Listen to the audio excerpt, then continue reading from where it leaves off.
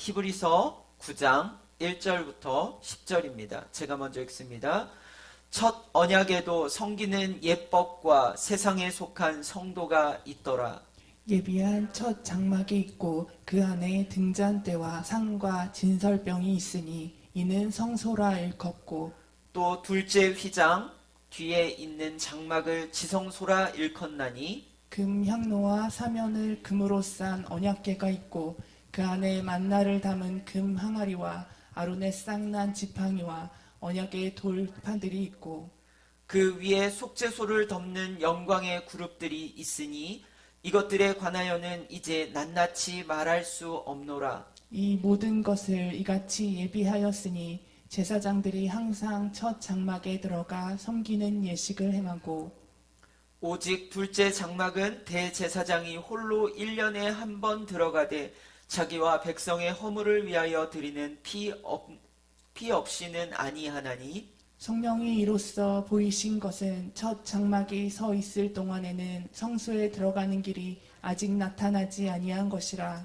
이 장막은 현재까지의 비유니 이에 따라 드리는 예물과 제사는 섬기는 자를 그 양심상 온전하게 할 수 없나니, 이런 것은 먹고 마시는 것과 여러 가지 씻는 것과 함께 육체의 예법일 뿐이며 개혁할 때까지 맡겨둔 것이니라.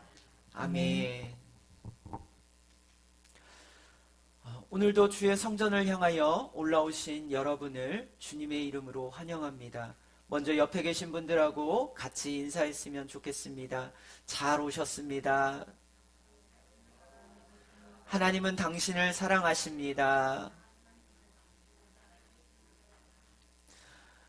그렇습니다.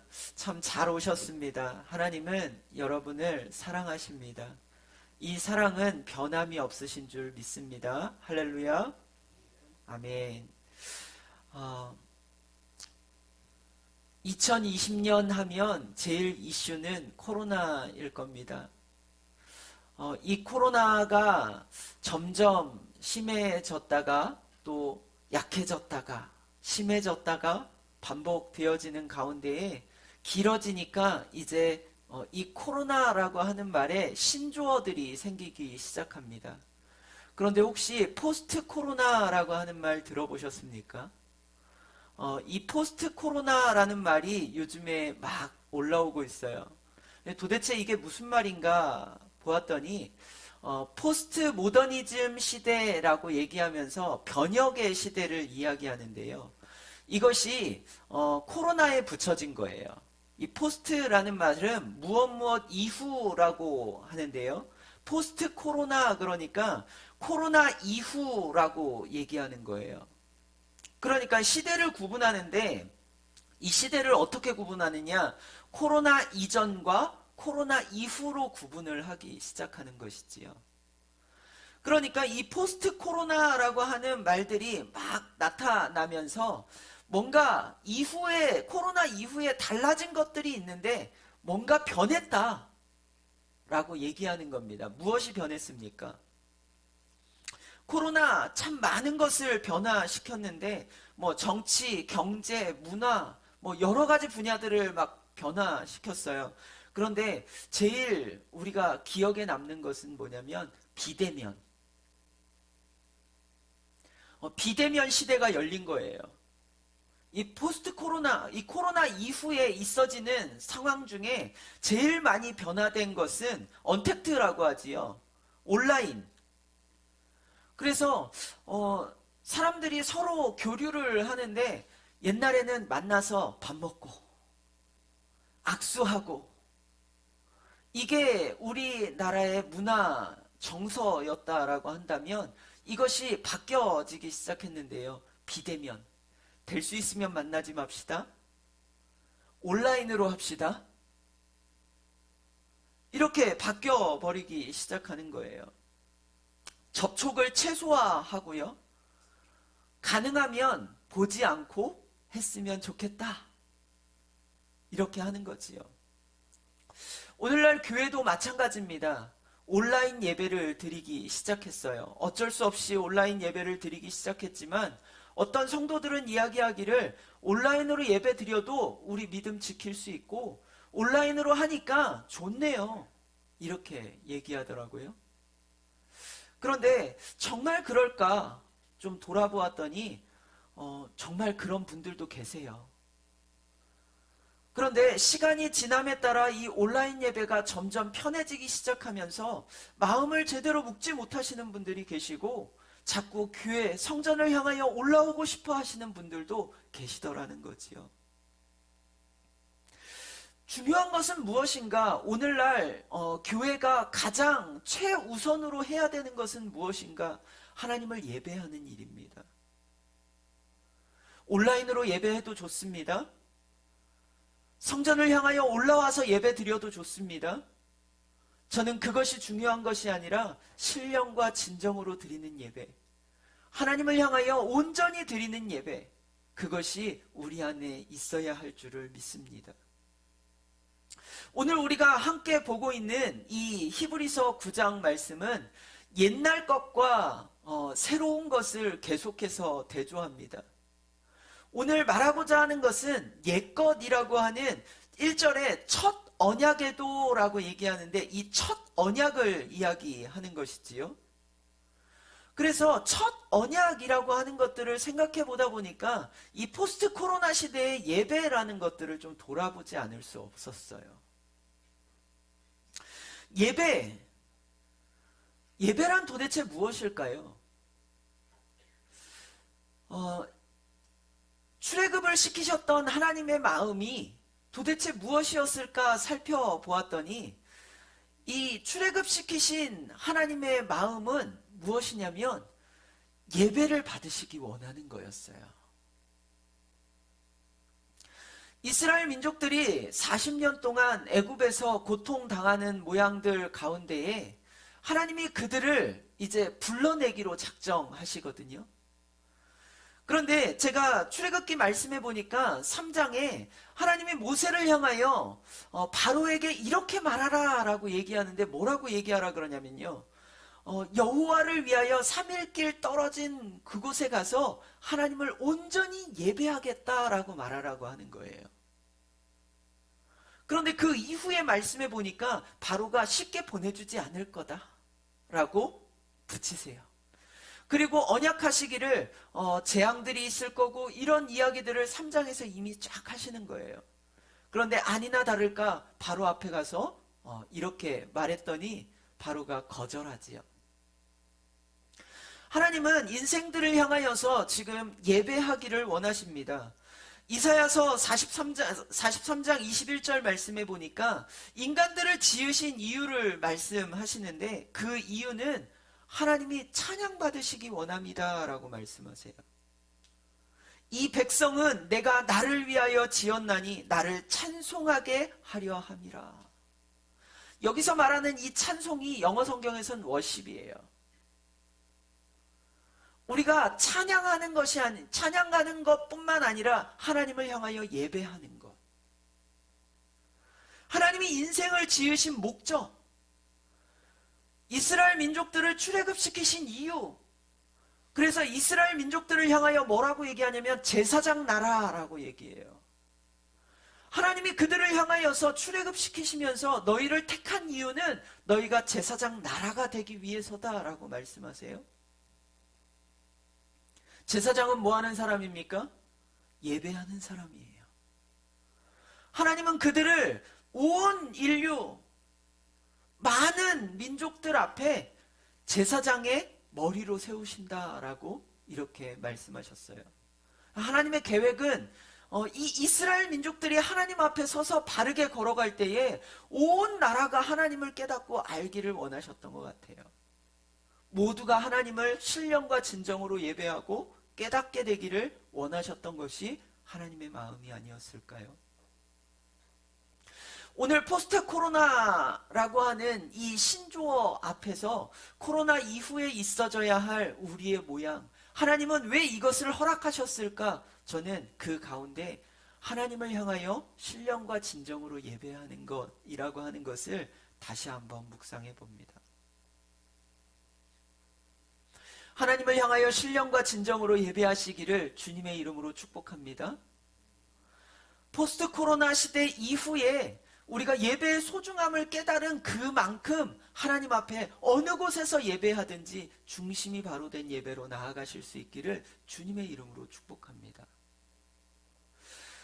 옛날 첫 언약의 성기는 예법이라고 얘기합니다. 성기는 예법. 예배의 방법이라고 얘기하는 거지요. 예배의 방법.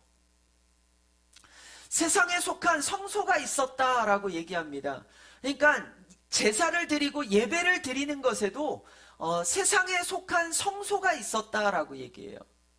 이것을 제가 무엇을 얘기하느냐면 하나님이 예배 드릴 수 있는 장소를 만들어 주셨죠. 세상에.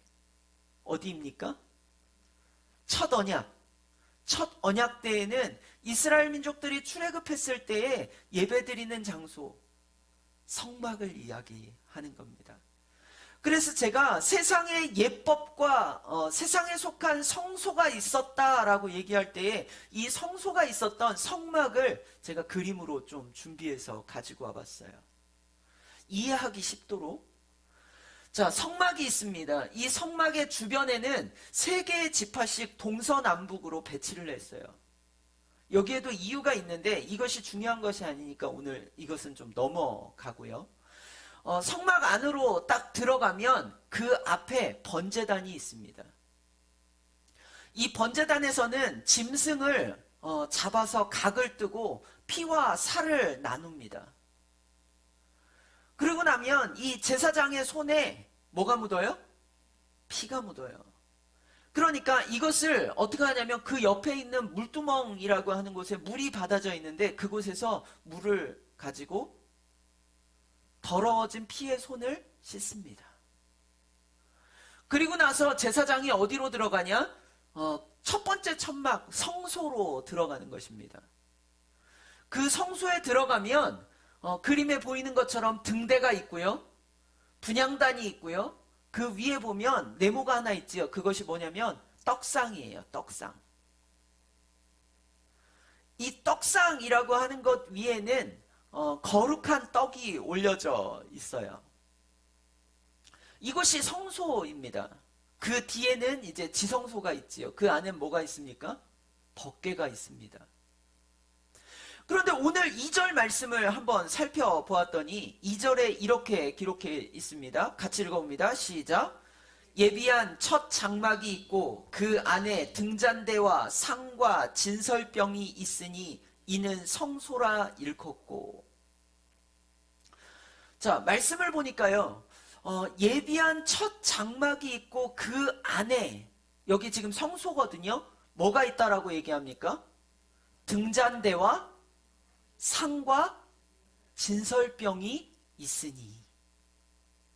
그런데 그림에 보니까요. 3개가 있어요. 성소에. 등잔대 있지요.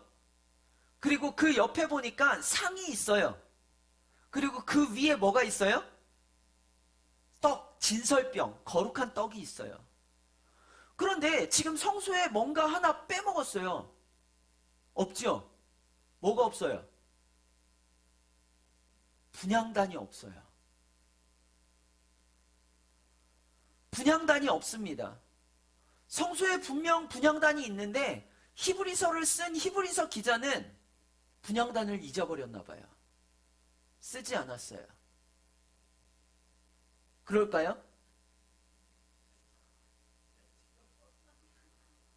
하나님은 완전 축자 영감설이라고 얘기해서 하나님의 감동으로 쓰여진 것이 성경이라고 얘기하는데 성경에 오류가 있으면 좀 그렇잖아요. 안 되잖아요.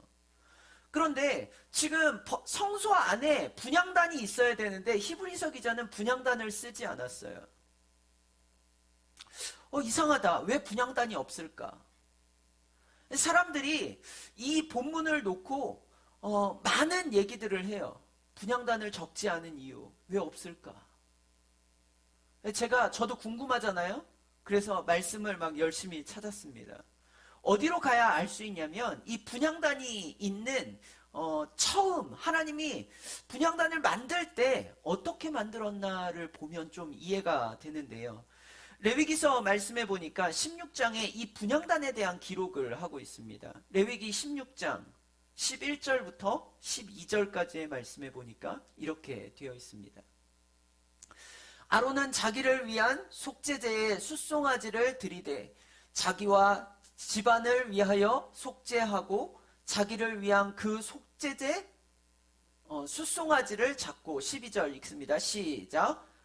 불을 가져다가 여호와 앞 제단 위에서 피운 불을 그것에 채우고 또 곱게 간 향기로운 향을 두 손에 채워 가지고 휘장 안에 들어가서. 자, 보세요.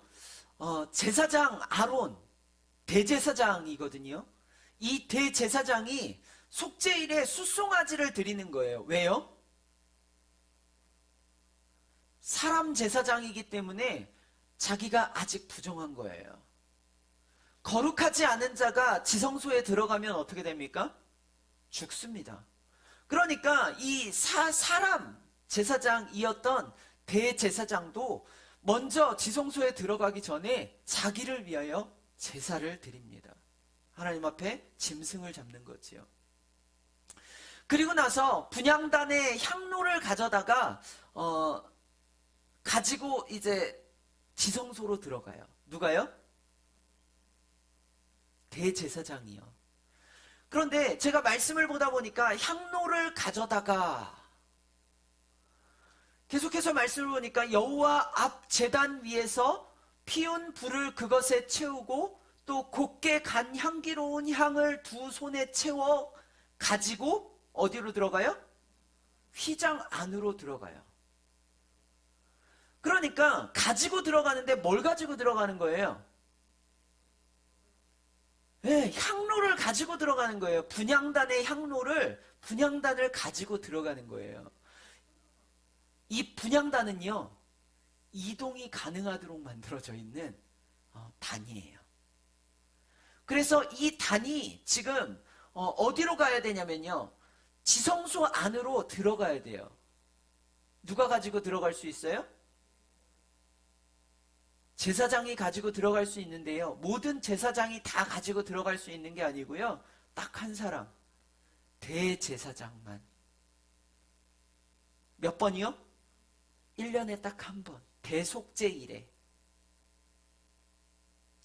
그러니까 이 분향단이라고 하는 것은 지금 이동이 가능하도록 되어져 있는 것임을 제가 알게 되었는데, 아니나 다를까 제가 본문 말씀을 조금 더 읽어보았더니 3절, 4절 말씀에 보니까 이렇게 말씀하고 있었어요. 3절, 4절 같이 읽어봅니다. 시작.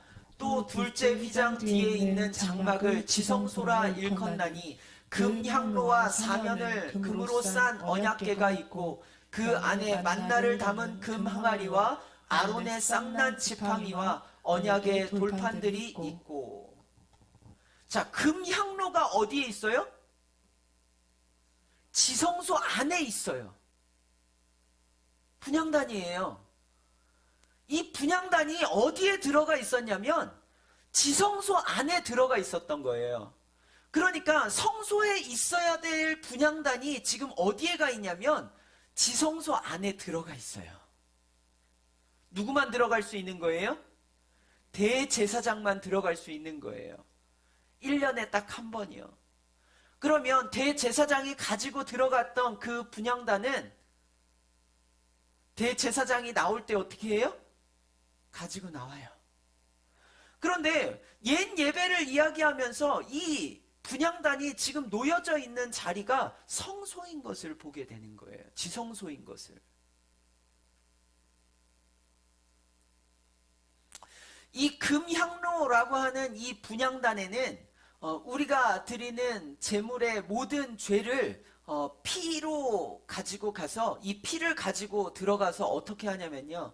법궤가 있는데 이 법궤에는 두 천사가 이렇게 날개가 이렇게 있거든요. 그 사이에 이렇게 홈이 있어요. 거기에 피를 뿌리는 거예요. 이것을 뭐라고 얘기하냐면 시은자라고 얘기해요. 이곳에 피를 붓는 것인데 제사를 드릴 때 이 피는 우리의 죄를 씻는 피거든요. 거룩한 피예요. 그러니까 이 금향로에 담아가지고 가는 것은 무엇이냐면 우리의 죄를 담아가지고 가는 것과 같아요. 그런데 제가 요한계시록 말씀해 보니까 이 금향로와 함께 예수님께서 가지고 가시는 것이 이것이다 라고 얘기하는데 그것이 요한계시록 8장 1절부터 4절 말씀해 보니까 이렇게 기록되어 있어요. 같이 한번 읽어봅니다. 시작. 일곱째 인을 떼실 때에 하늘이 반시간쯤 고요하더니 내가 보매 하나님 앞에 일곱 천사가 서 있어 일곱 나팔을 받았더라. 또 다른 천사가 와서 제단 앞에 서서 금향로를 가지고 많은 향을 받았으니 이는 모든 성도의 기도와 합하여 보좌 금제단에 드리고자 함이라. 향연이 성도의 기도와 함께 천사의 손으로부터 하나님 앞으로 올라가는지라. 아멘. 예수님께서 이 향단에 담아서 가지고 들어가시는 그것이 우리의 죄와 더불어 무엇을 가지고 가신다라고 말합니까? 우리의 기도를 담았다라고 말씀하세요. 예수님께서 드리는 그 제사는 우리의 기도와 간구와 소원, 그리고 우리의 죄와 허물들이 그 안에 다 담겨져 있습니다. 그것을 하나님 앞에 가지고 가는 거예요. 오늘 우리는 그런 예배를 하나님 앞에 지금 드리고 있습니다. 우리의 죄와 허물들을 가지고 나아왔고요. 우리의 기도와 간구와 소원들을 가지고 하나님 앞에 나아옵니다. 그것이 오늘 우리가 드리는 예배예요. 오늘 하나님을 향하여 드려지는 이 예배가 신령과 진정으로 드려지는 예배가 되시기를 주님의 이름으로 축복합니다. 오늘 우리가 함께 보는 이 제사, 예배법, 예배에 관한 법에 대해서 말씀하실 때에 우리는 지성소 안에 있는 법궤를 보게 되어지는데 이 법궤 안에 들어있는 것들이 있어요. 이 법궤 안에는 뭐가 있습니까? 그림으로 제가 준비했는데 이 시은자 밑에 법궤 안에 있는 것들이 있지요. 말씀에 아까 보니까 뭐라 그랬어요? 만나를 담은 금 항아리와 아론의 쌍난 지팡이와 언약의 돌판이 들어있고. 자, 여러분께 한번 질문 드려보지요. 하나님께서 법궤 안에 이것들을 집어넣으라고 말씀하셨어요. 만나 하면, 아론의 쌍난 지팡이 하면, 언약의 두 돌판 하면 여러분 무엇이 생각나십니까?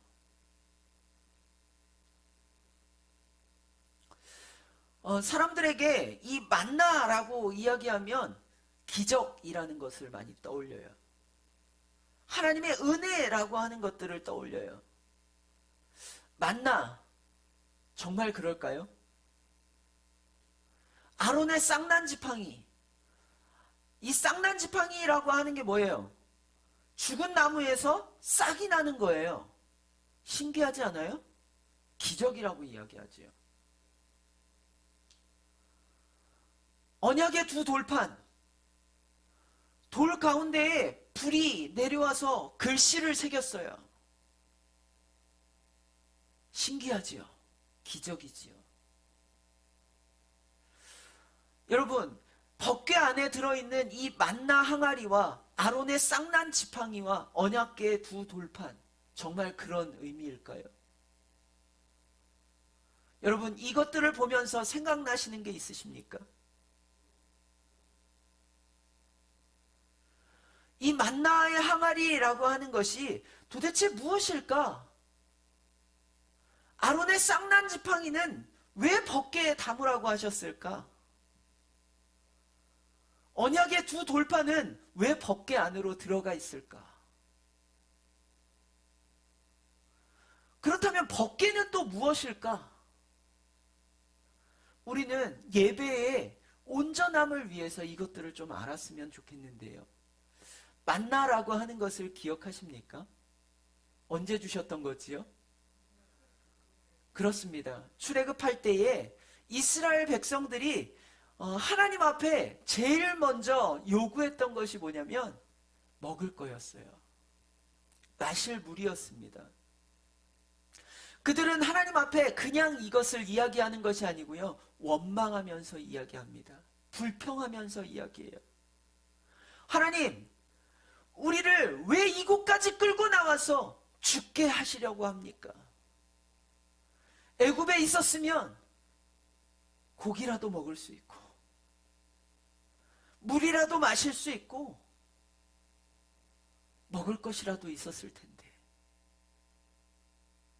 이것은 의식주의 문제고요, 가장 사람이 살아가는 것에 있어서 기본이 되는 것이거든요. 그러니까 이들의 입장에서 생각하면 불평하는 것 그닥 나쁘다라고 말할 수 없어요. 사람이 살아가야 하는 가장 기본적인 것들이잖아요. 그래서 그것을 가지고 불평하며 하나님 앞에 원망합니다.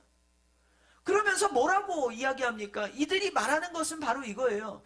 하나님, 우리에게 먹을 것만 있어도, 하나님, 우리에게 마실 물만 있어도 우리가 하나님 잘 섬길 수 있을 텐데, 우리가 하나님 잘 믿으려면 먹을 것도 있어야 되고 좀 잘 살 수 있으면 좋았을 텐데. 하나님이 그들의 소리를 들으시고 내려주신 것이 뭐냐면요, 만나예요. 그래? 너희들 먹을 것 주고 너희들이 걱정하지 않고 살게 하면 너희 곁길로 가지 않고 바르게 신앙생활 할 수 있겠니? 그러면 내가 만나를 줄게. 이것이 하나님의 만나거든요. 그런데요, 제가 한번 다시 여쭤보지요. 이스라엘 민족들이 만나를 줬음에 하나님 앞에 감사하며 믿음으로 온전히 그 길을 걸어갔지요? 그랬습니까? 아니요. 또다시 불평합니다. 하나님, 만나 질려서 못 먹겠어요. 고기 좀 주세요. 하나님, 이게 뭡니까?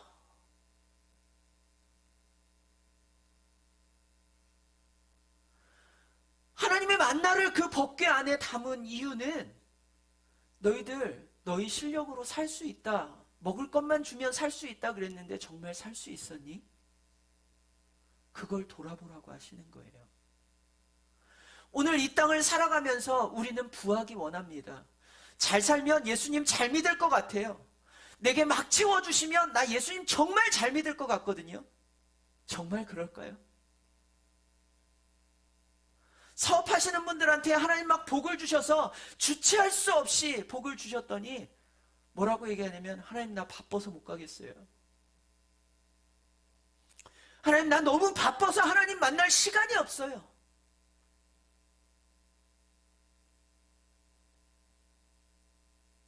하나님이 만나를 주신 이유는 너희에게 그것 채워지면 잘할 것 같았지만 정말 잘하니? 너희 만나 보면서 기억해. 그게 하나님 만나 항아리를 그 속에 담은 이유예요. 아론의 쌍난 지팡이 하면 무엇이 생각나십니까? 아론의 쌍난 지팡이는 고라자손의 반역이 있었던 일이 근본이 되었던 일이에요. 시간이 없으니까 다 설명드리진 않아요. 인간의 불순종에 대한 것이 이 지팡이에 관련된 사실인 것이지요.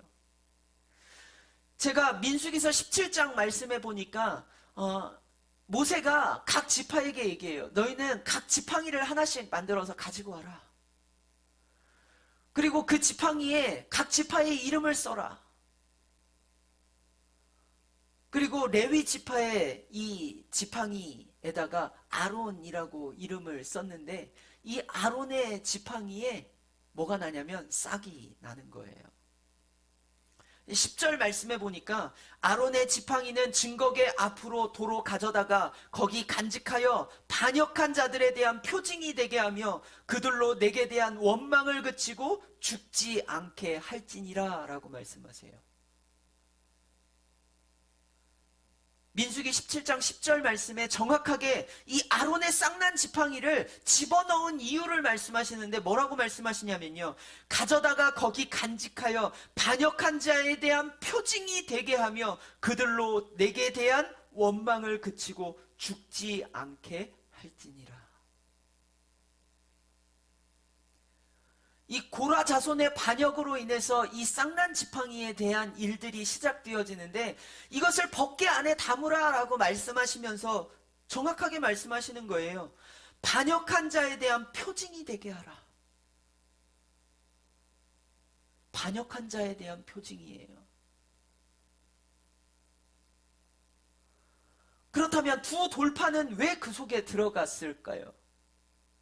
우리가 두 돌판하면 항상 이렇게 생각해요. 어떻게 생각하냐면 돌판 두 개가 있어요. 이렇게. 그죠? 한 판에는 어떻게 돼 있어요? 계명이 써져 있는데 몇 계명부터 몇 계명까지?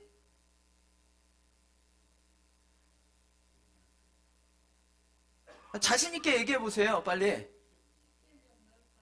네, 10계명 10가지. 또 한 돌판에는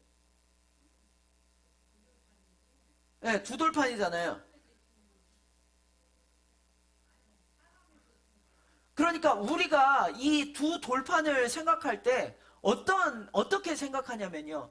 돌판 하나에는요, 1계명부터 4계명, 그래서 하나님에 대한 계명. 그리고 또 한 돌판에는 5계명부터 10계명, 그래서 사람에 대한 계명, 이 두 돌판이라고 생각해요. 그런데 이 두 돌판은요, 사실 1계명부터 10계명까지 쓰여진 계명이 한 돌판, 그리고 1계명부터 10계명까지 쓰여진 것이 또 한 돌판. 그래서 이 두 돌판을 법궤 안에 집어넣는 건데요. 이게 뭐냐면요. 우리가 부동산 가서 집을 계약할 때 계약서를 써요. 그러면 한 장 써요? 두 장 써요? 두 장 써요. 그래서 한 장은 누가 가져요? 주인이 가져요. 한 장은 누가 가져요? 사람이 가져요. 그래서 세입자랑 주인이랑 한 장씩 가지고 있는 것이 언약을 맺었다라는 증거가 되는 거예요. 이 10계명의 두 돌판은요, 1계명부터 10계명까지 똑같이 쓰여진 이 계명을 하나는 하나님의 돌판, 하나는 사람들의 돌판, 이것이 언약이다라고 하는 것을 맺어서 집어넣은 거예요. 그러면 이 언약의 두 돌판이 지금 사람들에게 보여질 때마다 무슨 생각을 해야 되냐면요. 그래, 우리가 하나님과 약속했지. 그런데 이 율법이 적힌 10가지 계명이 적힌 이 두 돌판이 우리가 지난주에 함께 보았지만 사람을 구원할 수 있었습니까? 없었어요. 율법의 초등교사라고 얘기하는데 결국에는 이것이 무엇을 얘기했냐면 인간의 한계를 드러내는 그럴 수밖에 없는 것이 인간이야 라고 하는 한계점에 도달하게 만들었단 말이에요. 다시 말해서 이 언약은 사람의 죄를 드러내는 역할만 했지 이것을 해결할 수 있는 방안을 제시하지 못한 거예요.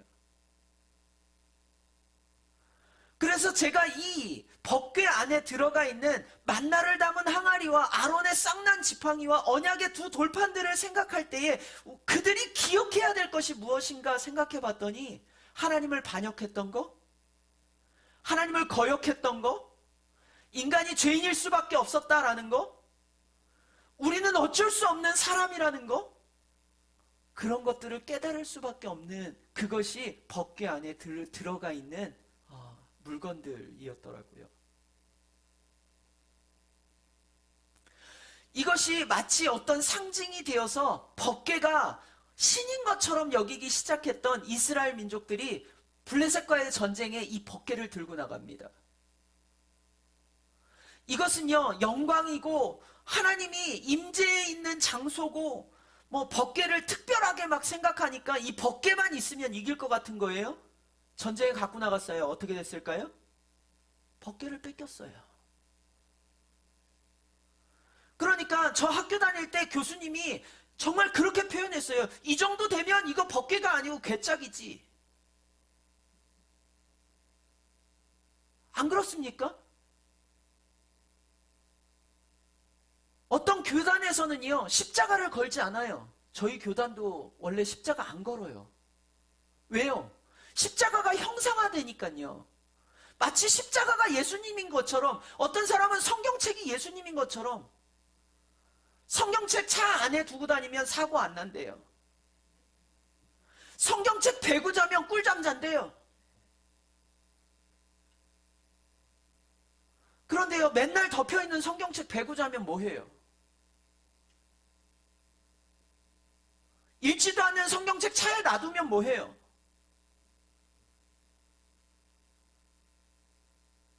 이것이 예수님이 아니에요. 십자가가 예수님이 아니에요. 이것을 형상화하는 것은 사실 나무 십자가를 신상화시키는 거예요. 법궤도요, 하나님의 법궤라고 얘기하는데, 이것을 예수님 말고 다른 것처럼 섬겼을 때 이것은 괴짝만도 못했어요. 이들이 오늘 예배하는 예배의 모양 가운데 법궤를 통해서 보아야 할 것은 무엇이냐면 하나님을 봐야 되는 거예요. 법궤를 통해서 봐야 하는 것은 내 안의 죄성과 하나님의 거룩함을 봐야 되는 거예요. 그것이 오늘 하나님이 우리를 향하여 예배하기 원하시는 예배의 자리에서 우리에게 요구하시는 거예요. 거룩한 성전, 지성소, 하나님의 성전을 향하여 들어왔어요. 그러면 지금부터 우리가 보아야 할 것은 무엇입니까? 예수님만 보는 거예요. 십자가 아니고요, 목사님 아니고요, 제가 잘생겼어도 저만 본다고 은혜가 되진 않아요.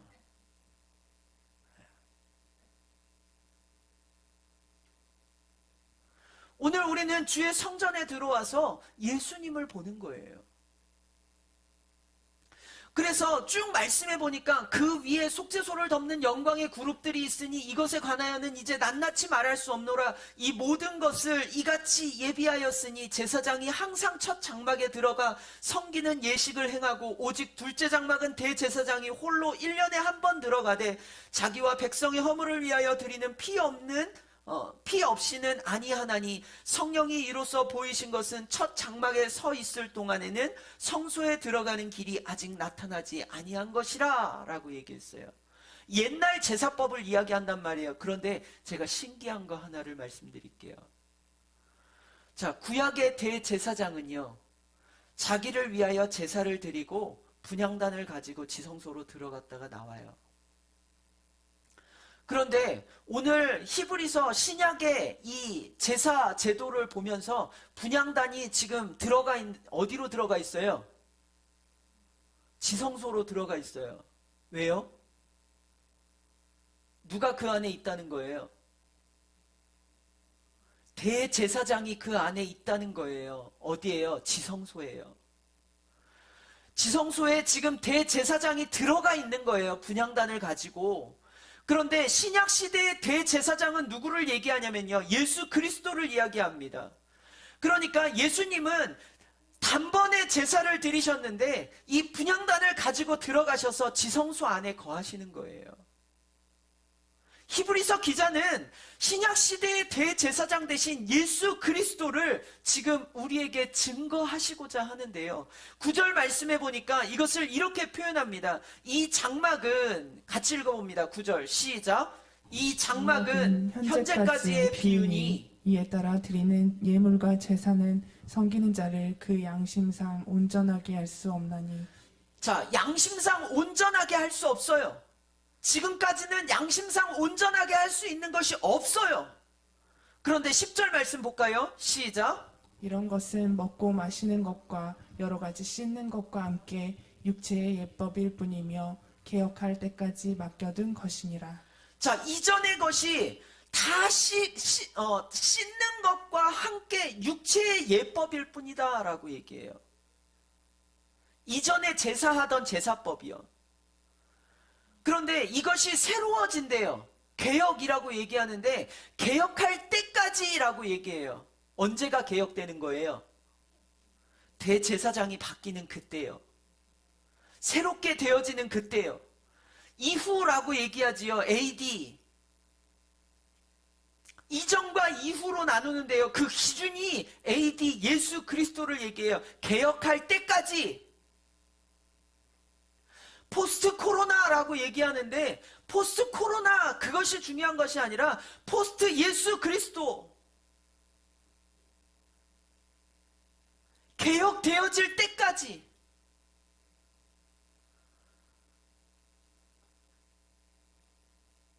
사랑하는 성도 여러분, 휘장이 찢어졌어요. 예수님께서 지성소로 들어가셨어요. 대제사장 되신 예수님이. 그런데요, 한번 생각해 보셨어요? 휘장이 찢어졌다 그러니까 휘장 우리가 어떻게 생각해요? 앞에 천막 하나 쳐져 있던 거 그게 찢어진 걸까요? 휘장이라고 하니까 그냥 커튼처럼 돼 있는 거 그게 찢어졌다라고 생각해요. 그런데 휘장 만드는 법을 한번 보세요. 실을 가지고 짜거든요. 가늘게 꼰 실을 3개씩 4개씩 해가지고 꼬고 그것을 또 꼬고 두껍게 된 것을 또 꼬고 해가지고 실을 막 엮어서 만든 게 휘장이에요. 그런데 그 휘장을 가로는 몇 큐빗, 세로는 몇 큐빗 이렇게 해가지고 만들잖아요. 그런데 그것을 실질적으로 이렇게 만들어 봤대요, 사람들이.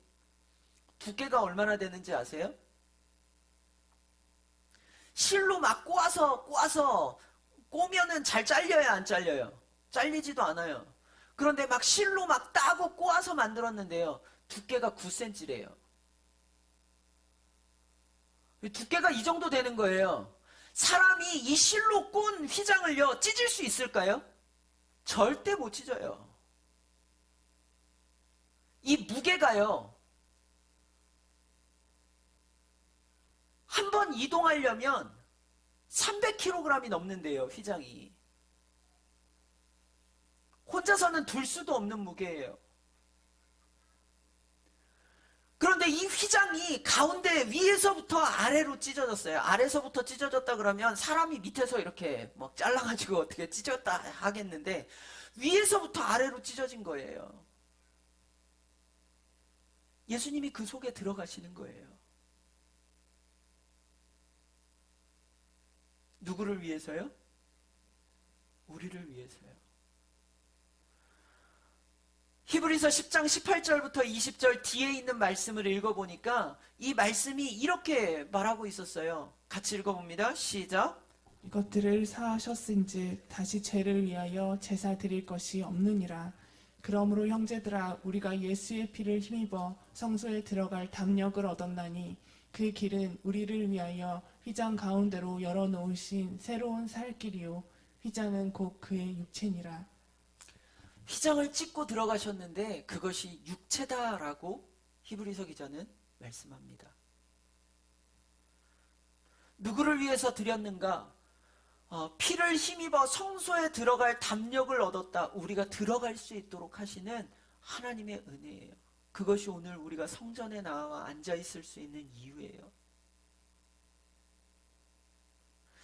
이전의 대제사장은요, 여러 가지 제사의 법도들을 가지고 이렇게 제사하고 이렇게 예배하고 지성소로 들어가는 건 1년에 한 번, 대제사장을 통해서 이렇게 들어가고 피를 여기에 뿌리고 이렇게 죄를 씻고 우리의 죄요 씻어질 수 있지요.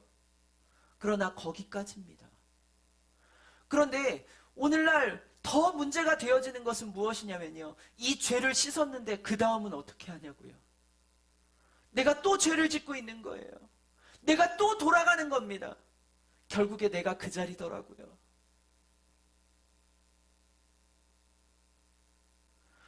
오늘 우리가 예수 그리스도를 향하여서 나아가는 우리 모양 가운데 개혁이 이루어졌으면 좋겠어요.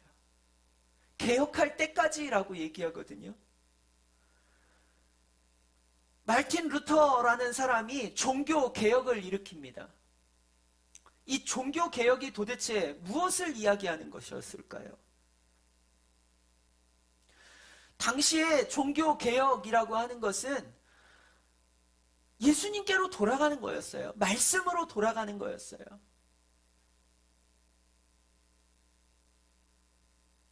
이 개혁이라고 하는 것은 돌아가야 돼요.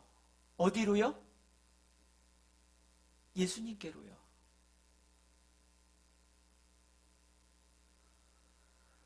제가 돌아가 봤어요. 개혁해 봤어요. 개혁할 때까지라 라고 말씀하셨으니까요. 개혁해야 되잖아요. 개혁할 때까지나 라고 말씀하셨으니까 개혁이 되어야 되는데 어떻게 하는 것이 개혁되는 거냐고요. 제가 제 삶에 있어서 예수님께로 돌아가는 그 길에 내가 놓고 가야 될 것들을 한번 상상해 봤거든요. 그랬더니 제가 가지고 있는 거, 가지고 갈 수 있는 것이 아무것도 없는 거예요.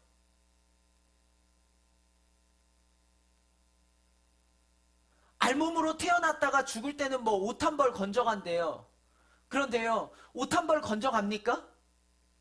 옷은 썩어서 없어지더라고요. 하나님께로 가는 것은 우리의 영혼과 주께서 오라 하시는 그 날에 부활에 영적으로 다시 깨어나는 우리 몸이 전부예요. 물질을 가지고 갈 수도 없고요. 명예를 가지고 갈 수도 없고요. 대단한 무엇이 있어서 그것을 쌓아 짊어지고 갈 수 있는 것이 아무것도 없더라고요. 그러니까 개혁되어지는 그때까지라고 얘기할 때 이 개혁을 제가 오늘 말씀의 제목으로 잡을 수밖에 없었어요. 뭐냐면 그리스도만 남더라고요. 내가 가는 개혁의 그 끝에, 내가 가는 길에 내가 가지고 갈 수 있는 분은 함께 가는 예수 그리스도 뿐이었어요.